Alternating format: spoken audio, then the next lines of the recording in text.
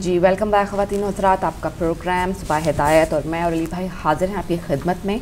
और वक्त के बाद हमारा सेगमेंट होता है आलमी जायज़ा, और आलमी जायज़े का जैसा कि मालूम होता है आपकी राय से, आपकी फ़ीडबैक से कि आप लोग बहुत बेताबी से इंतज़ार करते हैं, तो मेरा ख्याल है कि आपका ज़्यादा टाइम नहीं लूँगी और अब चलते हैं अली भाई की तरफ आलमी जायज़े के लिए।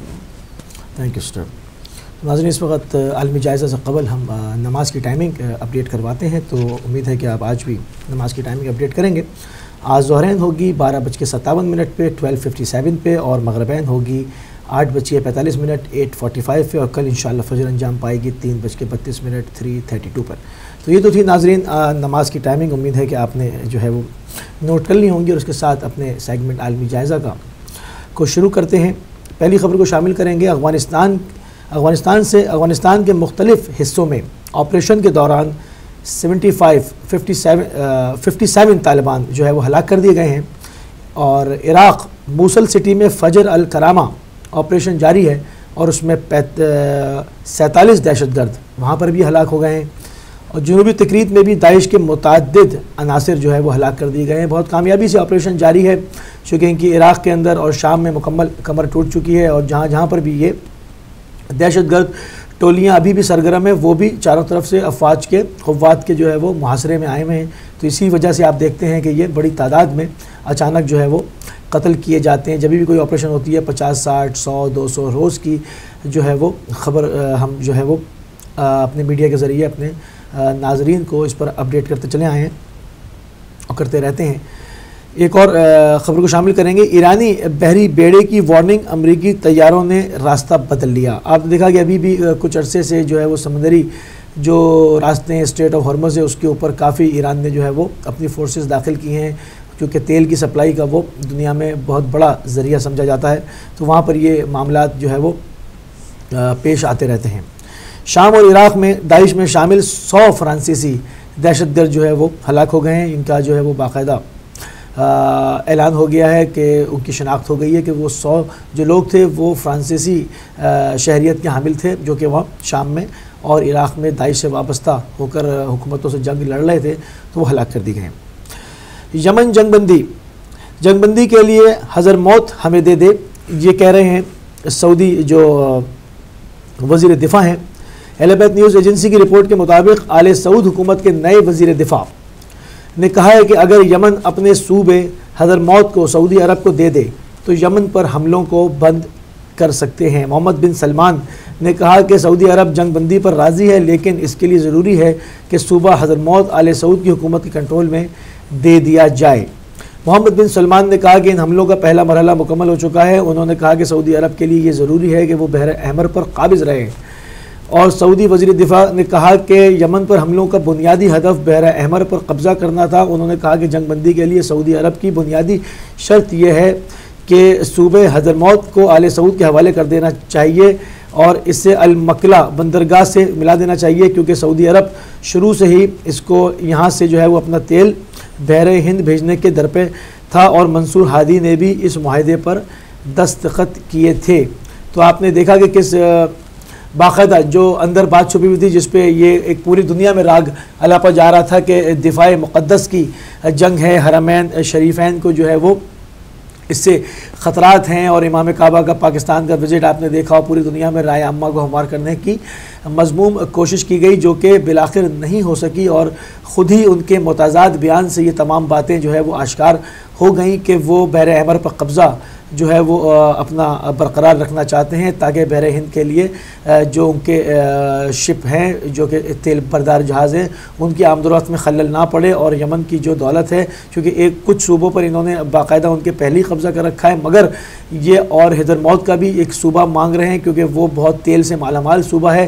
तो अब मैं समझता हूँ कि बिल्कुल इन मीडिया रिपोर्ट्स के बाद इन हक़ाइक़ को जानने के लिए और इनके अंदर कोशिश करने में अब कोई दिक्कत नहीं होनी चाहिए। लोगों की साफ साफ समझ में आ जाना चाहिए। ये बात बिल्कुल आश्कार हो गई कि तमाम ये तेल और उसके वसाइल के लिए जंग थी, जिसको दिफाए मुक़द्दस का नाम दिया गया, जिसमें मुसलमानों को खाको खून में नहलाया गया। और आप देख रहे हैं कि वहाँ पर क्रिस्टल बमों की बारिश हो रही है, जो कि इससे पहले सीरिया के अंदर जो दाइश ने इस्तेमाल किए थे, और उसके ऊपर पूरी दुनिया में हंगामा मचाया गया था कि जी ये शामी असदी फ़ौज ने हमले वो किए हैं, और उसके ऊपर तमाम दुनिया भर के माहिरीन भी वहाँ गए, मगर ऐसे कोई शवाहिद जो है वो उनको नहीं मिले, बल्कि ये तमाम वही इक्विपमेंट था, ये तमाम वही असलहा था जो कि सऊदी अरब से दाइश को मुंतकिल हुआ था, और दाइश ने पहले भी वहाँ पर मज़लूम मुसलमानों निहत्ते मज़लूम मुसलमानों के ख़िलाफ़ इसको इस्तेमाल किया था और नाम असदी फ़ौज के ऊपर डालने की कोशिश की थी, क्योंकि जहाँ पर वो जिन सूबों में थे वहाँ पर पूरे पूरे गांव और पूरे पूरे शहर कस्बे जो उन्होंने जरगमाल बनाए हुए थे, तो उसके ऊपर उन्होंने रॉकेटबारी की थी ताकि इसको, चूँकि असदी फ़ौज के फ़िज़ाई हमले भी जारी थे तो उनके ऊपर नाम डाला जाए। मगर पूरी दुनिया भर के माहिरीन ने आपने देखा कि उन्होंने इस बात को जो है वो बरमला कहा कि नहीं, असदी फ़ौज के पास ये उनसर मौजूद ही नहीं है, और इन्होंने ये चीज़ें यहाँ पर नहीं चलाई। तो अब ये चीज़ और बाकायदा जो है वाश्कार हो गई कि ये सऊदी अरब ने ही उनको दिए थे, क्योंकि अब ये तमाम चीज़ें यमन के अंदर गिराई जा रही हैं, और वहाँ पर क्रिस्टल बमों से आप देख रहे हैं वो तस्वीरें हम चूँकि चलाने से माजरत चाहते हैं, क्योंकि हम क़ानून के हवाले से हम उस पर बास की चीज़ों के ऊपर पाबंद होते हैं, हम वो नहीं दिखा सकते उसमें किस बुरी तरह से जो है वो औरतें और मासूम बच्चे झुलसे हुए हैं, उनकी खाल उधड़ी हुई है, जिस्म जले हुए हैं, हाथ पैर कटे हुए हैं। वो जो क्रिस्टल बमों के जो कीमियाई हमले हैं वो उन गरीब नादार मुसलमानों के ऊपर जारी हैं, जिनको कई अशरों से जो है वो उनके खाने की, उनको 2 वक्त की रोटी भी मैसर नहीं, उनकी तमाम तेल की दौलत पे सऊदी अरब का कब्ज़ा है, और उसके पैसे से पूरी दुनिया में अय्याशी करते फिरते हैं। आपने देखा कि अब इस बयान के सामने आने से बिल्कुल बात जो है वो वाज़ेह हो गई कि ये सूबा हमें दे दें, चूँकि हम यहाँ से तेल की आमद व रफ्त को बहाल रखना चाहते हैं, और ये सूबा पूरा तेल से मारा माल है, ये दे दें तो हम फ़िज़ाई हमलों को बंद कर देंगे, क्योंकि फ़िज़ाई हमलों से और ज़मीनी कार्रवाई से इनको कोई फ़ायदा नहीं हुआ बल्कि नुकसान हुआ। जो लोग वहाँ गिरफ़्तार हुए उन्होंने बताया कि हम तो नौकरियाँ करने आए थे, हम यहाँ पर फ़ौजी नहीं हैं, हमें तो ज़बरदस्ती पकड़ के जो है ना बॉर्डर पर भेज दिया गया, इनकी अपनी फ़ौज आगे आ नहीं रही, हमें आगे भेज दिया। तो वो जो गिरफ़्तार हुए थे यमनियों के हाथों, उन्होंने इस किस्म के बयान दिए।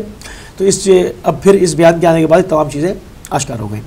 एक दूसरी रिपोर्ट को अपने सेगमेंट में शामिल करेंगे कि सऊदी शहज़ादे ने अपने बरतरफ किए जाने के असबाब से पर्दा उठा दिया।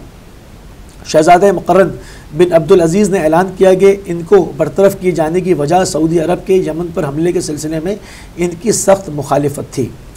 आलमी न्यूज़ खबर रज़ा इदारे न्यूज़ ने इराक़ी और अरबी पोर्टल बरासा के हवाले से खबर दी है कि सऊदी अरब के माज़ूल वली अहद मुक़र्रर बिन अब्दुल अज़ीज़ ने एक बयान में अपने भाई की जानिब से इनको माज़ूल किए जाने के असबाब से पर्दा उठाया। उन्होंने इस बात में ऐलान किया कि इनको बरतरफ किए जाने की वजह असल में सऊदी अरब के यमन पर हमले के सिलसिले में मुखालिफत थी।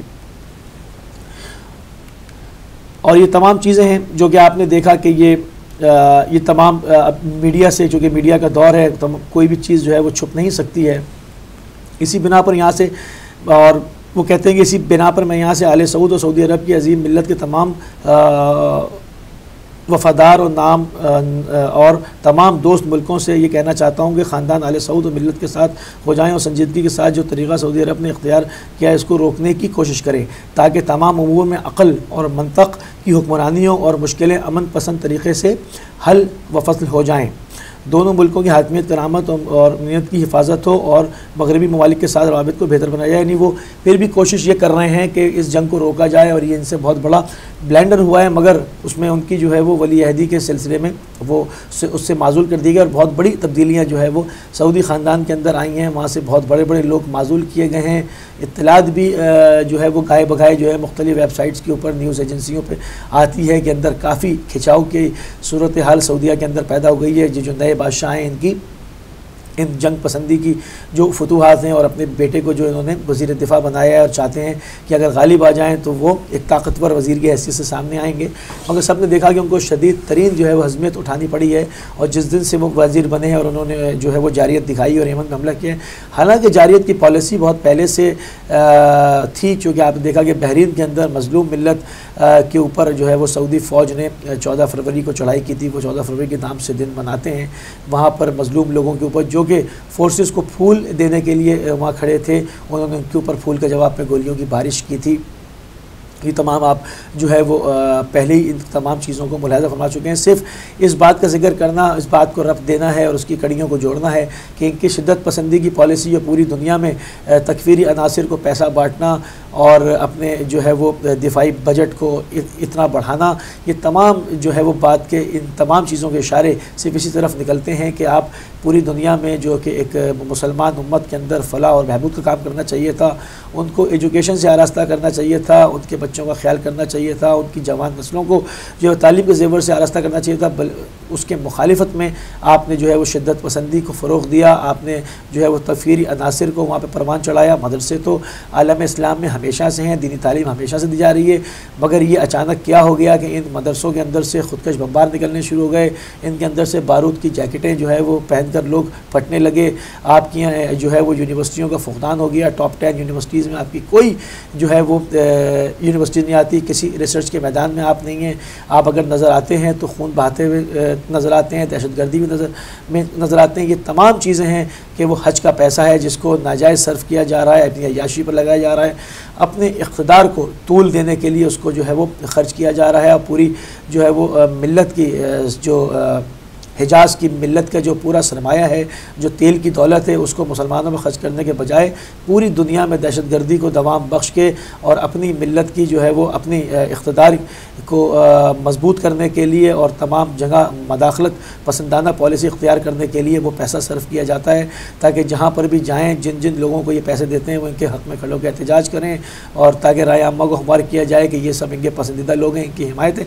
हालाँकि ऐसा नहीं है, पूरी दुनिया पर यह आश्कार वाज़ेह हो चुका है कि तमाम ये जहाँ जाते हैं इनकी जो जैसे इमाम काबा पाकिस्तान आए तो उनकी उन लोगों ही ने वो है जो खातिर मदारत की, जो उनके टुकड़ों पर पलने वाले हैं, जिनके मदरसों को इनकी तरफ से हमेशा से फ़ंड किए जा रहे हैं, उनमें से कोई भी एक संजीदा उलमा में से कोई भी उनसे मिलने नहीं गया, ना उन्होंने किसी से मुलाकात के लिए ख्वाहिश ज़ाहिर की, बल्कि वो तमाम दहशतगर्दों से मिले। बल्कि मैं एक TV पर देख भी रहा था कि कैमरा मैन को शर्म आ गई, उसको गैरत आ गई, उसने कैमरे को मोड़ लिया, क्योंकि इमाम काबा के साथ बिल्कुल बाजू से बाजू मिलाए लश्करी जंगवी दहशतगर्द तंजीम के सरबराह अहमद लुधियानवी साहब बैठे हुए थे। तो वो निजी जो TV का कैमरामैन था उसको ये खिफ़त महसूस हो रही थी कि मैं इमाम काबा के साथ, जो कि मैं यहाँ पर उनके प्रोटोकॉल के लिए आया हूँ, मैं इमाम काबा के साथ एक दहशतगर्द को बैठा हुआ दिखाऊँ, मगर उन साहब को कोई इसमें जो है वो शर्म आर महसूस नहीं हो रही थी और वो बहुत आराम से उनके साथ बैठे रहे। क्यों कि वो सब उन्हीं के पाले हुए हैं, वो सब उनके ही लेपालक हैं और वो उन्हीं के पास आए थे, उन्हीं से इमदाद मांगने की कोशिश की। तो ये तमाम चीज़ें हैं, हमने इसके ऊपर जो है वो गौर व फिक्र करना होगा। तमाम उम्मत मुसलमान से जो है वो गौर व फिक्र करना होगा, चाहे उनका ताल्लुक़ किसी भी मसलक से हो, वो अहले सुन्नत हो, अहले तशय्युअ हो या मुख्तलिफ और जो है वो उनका ताल्लुक़ किसी फ़िक़ा और किसी नज़रिए से हो, मगर बात इस्लाम की है, बात हुर्मत काबा की है, बात हुर्मत जो है वो मुक़द्दसात इस्लामी की है, जो कि आले सऊद से शदीद ख़तरे में हैं। और इससे पहले ही तमाम जन्नतुल बक़ी समेत जो कि आले मोहम्मद की क़बूर थी, जो कि सहाबा की क़बूर थी, अज़वाज मुतहरात की क़बूर थी, उनको ये ख़ानदान पहले ही ढा चुका और उसको उजाड़ चुका है। और वहाँ पर जितने भी जो कि नबी करीम सल्लल्लाहु अलैहि वसल्लम की ज़िंदगी से मुताल्लिक़ जो वहाँ पर आसार थे उनको महू किया जा चुका है और मज़ीद के लिए प्लानिंग की जा रही है। तो इससे शदीद ख़तरात जो है वो हरमैन और शरीमैन को जो है वो इसी ख़ानदान से शदीद ख़तरात लाक़ है। तो तमाम मुसलमानों को इसके ऊपर गौर व फिक्र करनी होगी, अपने जो है वो गिरेबानों में झांकना होगा कि आया हम कहीं पर जान के या दानिस्ता तौर पर या गैर दानिस्ता तौर पर कहीं दुश्मन के हाथ मजबूत तो नहीं कर रहे। जो अपने को खादिमैन हरीमैन शरीफैन कह रहा है, आया वो खादिम है या ख़ाइन है, इसका फ़ैसला उम्मत ने करना है, इसका फ़ैसला जो है वो तमाम मुसलमानों ने करना है, बिल्कुल तासुब से बालातर होकर, बिल्कुल मजहबी और जो फ़िरक़ा परस्ती है उसको ख़त्म करके। क्योंकि बात हरमैन की है, बात खाने काबा की है, बात खाने खुदा की है, बात मस्जिद नबवी की है। क्योंकि कुछ अर्से पहले इस तरह की रिपोर्ट्स भी जो है वो मीडिया के ऊपर आती रही कि जो है वो मस्जिद नबवी का भी जो है वो गुंबद जो है वो एक दिन तो तोड़ा ही जाएगा। ये भी डिटाई से बैठ के कुछ जो है वो मौलवियों ने ये वीडियो क्लिप्स में भी आप इसको सुन सकते हैं और देखा जा सकता है ये सब बातें कहीं। तो इन्हीं ख़ानदान से, इन्हीं से जो है वो मैं फिर कहता हूँ, इन्होंने जो स्लोगन लगाया कि दिफ़ाए मुक़द्दस की जंग लड़ रहे हैं, दिफ़ाए मुक़द्दस की नहीं, दिफ़ाए मुक़द्दस की जंग मुसलमानों को लड़नी है इनसे, कि जब उनको शऊर आ जाए और उनको इस चीज़ का एहसास ज़िम्मेदारी पैदा हो जाए कि जो ख़ानदान हिजाज़ के ऊपर काबिज़ है और जिन्होंने उसका नाम कब्ज़ा करके अपने ख़ानदान के नाम पर सऊदी अरब रख दिया है, हालांकि वो हिजाज़ की ज़मीन है, वो मक्का मुकर्रमा की ज़मीन है, उसका नाम चेंज करके उसके ऊपर काबिज़ हुए, उसकी दौलत पर काबिज़ हुए, वहाँ पर आम मुसलमानों का कत्लेआम कराया। ये ना शिया के दोस्त हैं, ना सुन्नी के दोस्त हैं, ये किसी के दोस्त नहीं हैं, ये अपने इक़्तिदार के, अपने तख्त के दोस्त हैं। आप देख सकते हैं वहाँ पर ह्यूमन राइट्स की क्या हालत है, क्या वहाँ पर इंसानी हुकूक़ की तंजीमों की कारकर्दगी क्या है, वहाँ पर उनके लिए कितनी सहूलियात हैं, ये सब आप देख सकते हैं। किसी भी वहाँ पर इसकी कोई फ़िक्र वगैरह इसके ऊपर नहीं देखा जाता। जो शख्स भी चाहे वो इनके आपने अंदर से ही क्यों ना इनकी मुखालिफत करता है, उसके ख़िलाफ़ सफ़ारा हो जाते हैं। आपने अभी शहज़ादे मुक़र्रर का देखा कि जैसे इन्होंने यमन जंग की मुखालिफत की और जो है वो इनके रास्ते में आने की कोशिश की, हालांकि वो भी एक अपनी सल्तनत के हवाले से ही जो है वो मुख्तलिफ़ नज़रिया रखते थे, मगर उनकी भी वहाँ मुखालिफत की गई और उनको उनके अहदे से सुबुकदोश होना पड़ा। तो फिर एक आम आदमी की वहाँ क्या हैसियत रह जाती है, जिसको चाहें जेल में डालें, जिस पर चाहें जो FIR दर्ज करें, जिसका चाहें वहाँ खुलेआम सर मार दें। तो ये तो बिल्कुल जो है वो इस पूछ गछ का तो कोई हिसाब नहीं है, ना कोई उनसे पूछ सकता है, क्योंकि वो आलमी इस्तेमार जो है वो बड़ी जो क़ुव्वतें हैं, जो इस्लाम दुश्मन क़ुव्वतें उनके अहलकार हैं, उनके वो पिठाए हुए पिट्ठू हैं। तो इसके ऊपर अब दिफाए मुक़द्दस की जंग जो है वो मुसलमानों ने लड़नी होगी, अपने इजहार की वजह से, अपनी हिमायत की वजह से, अपने कलम की वजह से, बहुत सिविलाइज्ड तरीक़े के साथ, जो कलम उनकी हिमायत में लिखते हैं वो कलम उनकी हिमायत में ना लिखें, जो उनके लिए उनके हामी बनते हैं, उनको मुसलमानों का रहनुमा समझते हैं, वो अपनी फ़िक्र में जो है वो तब्दीली ईजाद करें। इस तरह से तमाम मुसलमानों के गज़ब का वो निशाना बनेंगे। तो यह कि इंशाअल्लाह जल्द अज जल्द जो है वो उन गासिबिन का कब्ज़ा हरम मुक़द्दस पे से ख़त्म हो जाएगा और हिजाज़ जो है वो दोबारा जो है अपनी असल शक्ल में और अपने असल वारिसों के हवाले हो जाएगा, चूँकि उसके असल वारिस जो है वो मुत्तक़ी और परहेज़गार लोग हैं, ना कि ये शराबी कबाबी शहज़ादे। ये वो तमाम चीज़ें थी जो कि काफ़ी दिनों से जो है वो हमारा आलमी जायज़ा सही से नहीं हो पाया था, चूँकि ख़बरें भी का इतना जो इतनी रफ्तार है कि हर लम्हे, हर सेकंड और हर मिनट पे जो है वो ख़बरें आ रही होती हैं, चीज़ें चेंज हो रही होती हैं। तो इसी हवाले से मैंने इन कुछ चीज़ों को आपके सामने रखने की कोशिश की और उनकी कड़ियाँ मिलाने की कोशिश की। उम्मीद है कि आपको पसंद आया होगा और इसी के साथ मैं अपने सेगमेंट आलमी जायज़ा को इख्तिताम की तरफ लेकर चलता हूँ। आज का हमारा टॉपिक भी जो है वो गौर व फ़िक्र है कि उसके भी बहुत सारे पहलू हैं, उसकी माशी पहलू भी हैं, उसके माशरती पहलू भी हैं, उसके मजहबी पहलू भी हैं। तमाम चीज़ों के लिए गुफ्तगू करेंगे, आपकी टेलीफोन लाइन्स भी खोलेंगे, आपकी आरा भी सुनेंगे, आपसे बात भी करेंगे, आपको भी देखेंगे आप उसके हवाले से क्या सोच रखते हैं, क्या आपके जहनों में उस हवाले से एक जिद्दत है, तो उसके ऊपर बात करेंगे इंशाअल्लाह। तो चलेंगे सिस्टर सहर की तरफ। जी बहुत शुक्रिया अली भाई, हमेशा की तरह आपने बहुत डिटेल में हमें जो हम मिस कर रहे थे पिछले कुछ दिनों से वो तमाम ख़बरें जो हैं वो हमें आपने पूरी डिटेल के साथ और पूरे उनके और सबसे बेहतर बात ये होती है कि सिर्फ ख़बरें नहीं आप बताते बल्कि हमें उनकी जो अंदर बाहर के जो सारे राज हैं राज ही कह सकती हैं वो भी हमें बता देते हैं। तो बहुत शुक्रिया आपका, दोबारा आपसे कहूँगी। और आलमी जायज़ा जो है आपके लिए बहुत ज़्यादा इसको पसंद करते हैं सब लोग। अब हम हमारा टॉपिक आज है गौर व फ़िक्र, और गौर व फ़िक्र में आज बात करेंगे, ये कोई महदूद टॉपिक नहीं है, ये अपने अंदर बहुत वसअत रखता है। बात करेंगे चलते हैं हम फ़िलहाल मूसी भाई से और उनसे पूछते हैं कि आज वो टॉपिक पे क्या वसअत जो है हमारे टॉपिक रखता है सिलसिला में। बिल्कुल, बहुत शुक्रिया। कबल इसके कि हम अपने टॉपिक के ऊपर बात करें, टॉपिक से पहले एक हमारे पास बहुत बड़ी खुशखबरी है। जी जी। और हमारा जो दिल्ली का स्टूडियो है वो बाकायदा 13 रजब के दिन उसका इफ्तिताह किया गया है और वो एक शॉर्ट क्लिप है, तो मैं चाहूँगा कि वो MCR से कि उसको चलाएं ताकि हमारे मोमिन के लिए और उनकी वो खुशी का बाइस बने। फिर उसके ऊपर जो है वो मज़ीद बात होगी। तो अभी नाज़रीन कुछ ही लम्हे में हमारी स्क्रीन पर आप वो क्लिप देख सकेंगे।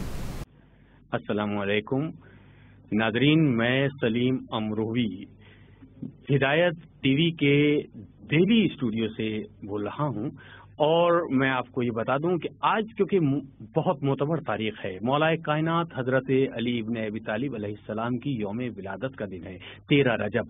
तो हम आपको बता दें कि हिदायत टीवी जो लंदन से मुसलसल पैगाम रिसालत व पैगाम इमामत को आम करने में मसरूफ़ है, तो आपको ये जानकर खुशी होगी कि हिदायत टीवी का स्टूडियो दिल्ली में भी अब कायम हो गया है, जिसका आज खास तारीख 13 रजब क्योंकि है, इसमें इफ्तिताह किया जाता है। हम खुसूसी तौर से मौलाए कायनात की विलादत की आपको मुबारकबाद पेश करते हैं, साथ ही इसकी मुबारकबाद पेश करते हैं कि इस चैनल ने अब दिल्ली में भी स्टूडियो कायम कर लिया है। हमारी ये कोशिश होगी कि हर हफ्ते कुछ ऐसे प्रोग्राम आप तक पहुंचाएं जिसमें हम किसी न किसी बड़े आलिम दीन से गुफ्तगू करें दीनी मसाइल के बारे में, और उसके अलावा किसी न किसी बड़े शायर अहले बैत से गुफ्तगू के साथ उनका कलाम भी सुना जाए।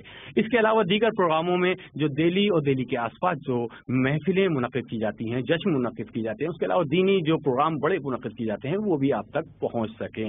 ये चैनल मुसलसल दुनिया भर के बेशतर ममालिक में देखा जा रहा है। नाज़रीन, अगर आप इसे नहीं देख पा रहे हैं तो इसे आप अपने केबल ऑपरेटर से कहें कि वो चैनल आप तक दिखाए, आप तक पहुंचाए। इसके अलावा आप इंटरनेट पर भी हिदायत टीवी को देख सकते हैं, जिसमें बड़े बड़े उलमा हज़रात हमारे मसाइल को हल करने में लगे हैं। तो नाज़रीन, हम ये चाहेंगे कि हिदायत टीवी इसी तरह से आप देखते रहें, और हम कोशिश में हैं कि अपने इमाम का पैगाम, अपने इमाम का मकसद इस चैनल के जरिए हल कर सकें और आपके तमाम मसाइल को दूर किया जा सके, हल किया जा सके। इसी के साथ सलीम अमरूवी को इजाजत दीजिए। दिल्ली स्टूडियो से, हिदायत टीवी के दिल्ली स्टूडियो से सलीम अमरूवी को अब इजाजत दीजिए। अस्सलाम वालेकुम। अली भाई, आपने बहुत ही बड़ी हमें खुशी की खबर सुनाई है, और जब हिदायत की फैमिली बढ़ती है तो बहुत दिल को सुकून मिलता है और बहुत खुशी होती है। और बेशक ये सदका है मोहम्मद वाले मोहम्मद का, जो हमारा जो मैसेज है वो फैल रहा है दूर तक, और अल्लाह ताला ने हमें तौफीक अता फरमाई है कि हम दिल्ली से भी नशरियात जो हैं हिदायत टीवी की वो शुरू कर सकें। बिल्कुल, आपने इसे देखा कि हमने एक बहुत बड़ी खुशखबरी थी, क्योंकि कल शहादत आ गई थी जनाब ज़ैनब सलामुल्लाह अलैहा की, तो हमने मुनासिब नहीं समझा कि इसको हम कल जो है वो अपने मोमिनीन की खिदमत में पेश करें, क्योंकि ये 13 रजब के दिन वहाँ इसका इफ्तिताह हुआ दिल्ली के हमारे स्टूडियो का। और एक बात मैं अपने नाजरीन को अपडेट करता चलूँ कि दिल्ली का जो स्टूडियो है उसके जो जितने भी अखराजात हैं, जो भी उसका ख़र्चा है, जो भी सारा वहाँ से हमें प्रोडक्शन आएगी सारी, उसका बाकायदा इफ्तिताह हो चुका है। तो वो तमाम वहीं के, यहाँ से हमें उनको कुछ भी नहीं देना है, वो तमाम जो अखराजात हैं वो हमारे हिंदुस्तान के मोमिनीन के ताउन से ही वहाँ पर अंजाम पा रहे हैं, और वो तमाम उसके अंदर ताउन कर रहे हैं। और हिदायत टीवी जो है वहाँ पर अब अल्हम्दुलिल्लाह बाकायदा तौर पर एक स्टूडियो की शक्ल में तालीमात मोहम्मद वाले मोहम्मद को जो है वहाँ फैलाएगा, क्योंकि वहाँ पर एक मुख्तलिफ़ किस्म की मार्केट है। वहाँ पर खाली मुसलमान नहीं, नॉन मुस्लिम्स भी हैं तमाम, और अहले किताब और भी हैं। तो वहाँ पर एक मुख्तलिफ़ हवाले से जो है वो इसको देखा जाएगा, चूँकि पाकिस्तान में इसका जो है वो एक मुख्तलिफ़ शक्ल है, और वहाँ पर एक और मुख्तलिफ़ शक्ल होगी। यूरोप में एक और एक इसका चेहरा है। तो ये एक बहुत बड़ी सादत जो है वो हमें आज नसीब हो रही है कि हम इस चीज़ का जो है वो ऐलान कर रहे हैं कि मोहम्मद वाले मोहम्मद का जो नशरियाती इदारा है वो अपनी जो है वो फूल फल रहा है, और उसमें वसअत अल्हम्दुलिल्लाह जो है वो सदक़े में मोहम्मद वाले मोहम्मद के आ रही है। और अब हम जो है वो हिंदुस्तान में बाकायदा जो है वो एक चैनल के बाकायदा एक स्टूडियो की शक्ल में जो है वो हम बाकायदा तौर पर तमाम केबल टीवी के ज़रिए और तमाम डिश के ज़रिए जो है वो बाकायदा तौर पर वहाँ पर मोहम्मद वाले मोहम्मद के पैगाम को नशर कर पा रहे हैं।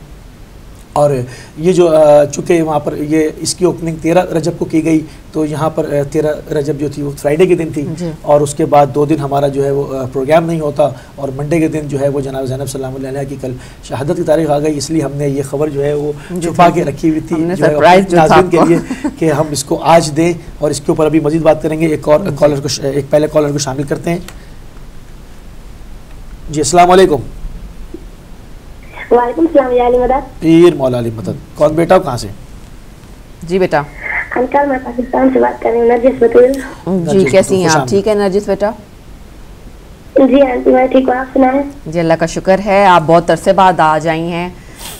कहाँ रह गई थी आप? जी आंटी हमारी कार नहीं लगती नंबर पर, इसलिए। अच्छा, मेरा ख्याल है चलें कोई बात नहीं, जब लग जाती है तो हमें बड़ी खुशी होती है जब आप हमारे साथ शरीक होती हैं। तो आज आप क्या नरजिस, आप बहनें क्या सुना रही हैं हमें? आंटी हम कसीदा सुनाना चाहते हैं। बिस्मिल्लाह बिस्मिल्लाह माशाअल्लाह। अल्लाहुम्मा सल्ली अला मुहम्मद व आलि मुहम्मद।